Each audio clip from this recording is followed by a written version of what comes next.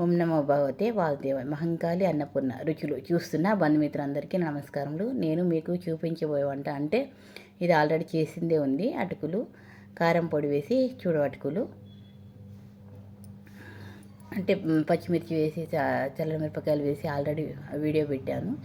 ఇది కారం పొడి వేసి ఇది వేరే రకంగా ఇది ఎలా చేయాలో చెప్తానమాట.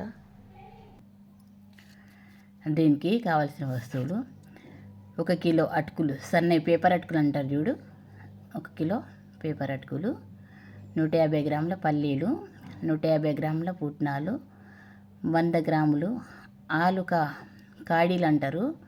కాడీలు అంటే ఇట్లా పొడుగు ఉంటాయి ఆలుగడ్డవి, లేకపోతే మనం ఇంట్లో చిప్స్ కూడా ఆలు చిప్స్ అయినా సరే వేసుకోవచ్చు. అవి దొరకకపోతే ఈ ఆలు కాడీలు కిరాణా షాప్లో దొరుకుతాయి. ఆలు కాడీలు అడగాలి.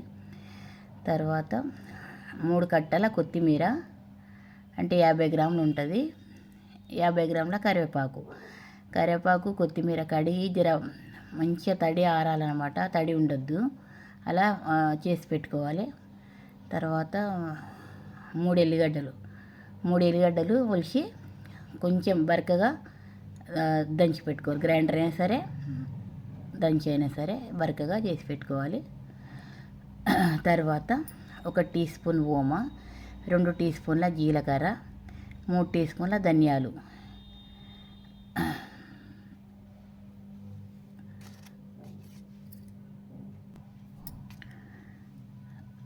పసుపు 2 టీ స్పూన్లు, 2 టీ స్పూన్ల కారం పొడి, 2 తులాల సన్న ఉప్పు,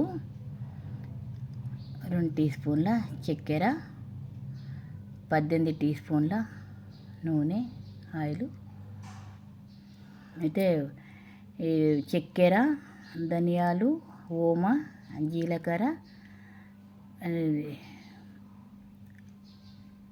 సన్నగా గ్రైండింగ్ చేసి పెట్టుకోవాలి.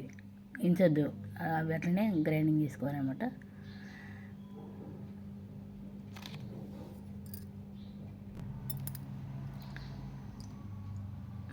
ముందుగా చెప్పాను కదా, ముందుగా కొత్తిమీర కరివేపాకు కడిగి కట్ చేసి పెట్టుకోవాలి.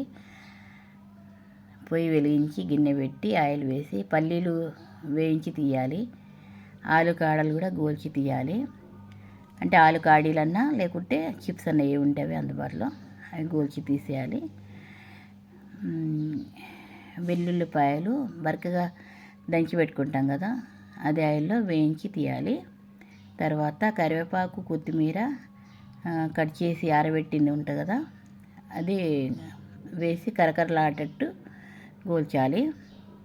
అందులోనే ఇంకా అన్ననే ఉండాలి కడాయిలో. అది ఆ తర్వాత అందులోనే పుట్నాలు వేయాలి, కారం పొడి, ఉప్పు, పసుపు వేయాలి. గ్రైండింగ్ చేసిన మిశ్రమం వేయాలి. అదే చెప్పాను కదా, ధనియాలు, ఓమ, జీలకర్ర, చక్కెర, ఆ పొడి వేయాలి.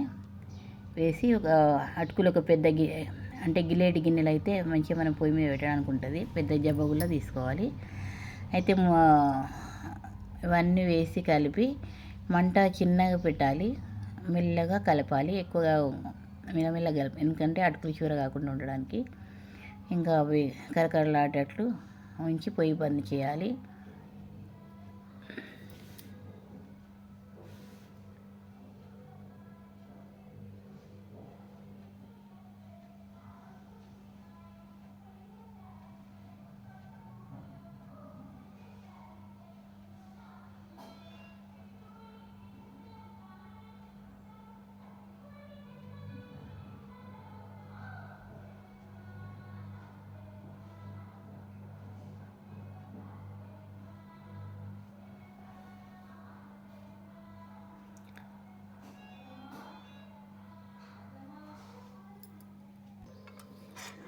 ఉప్పు మీకు ఎప్పుడు చూపెడుతూ ఉంటాను కదా, ఈ స్పూను బూడగా 4 వేస్తే 2 తులాలు అవుతుంది ఉప్పు.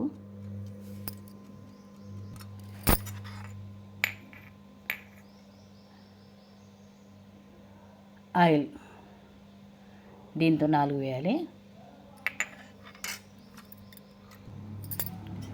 18 టీ స్పూన్ల ఆయిల్ అని చెప్పాను కదా, దీంతో 4 వేస్తే అవుతాయి.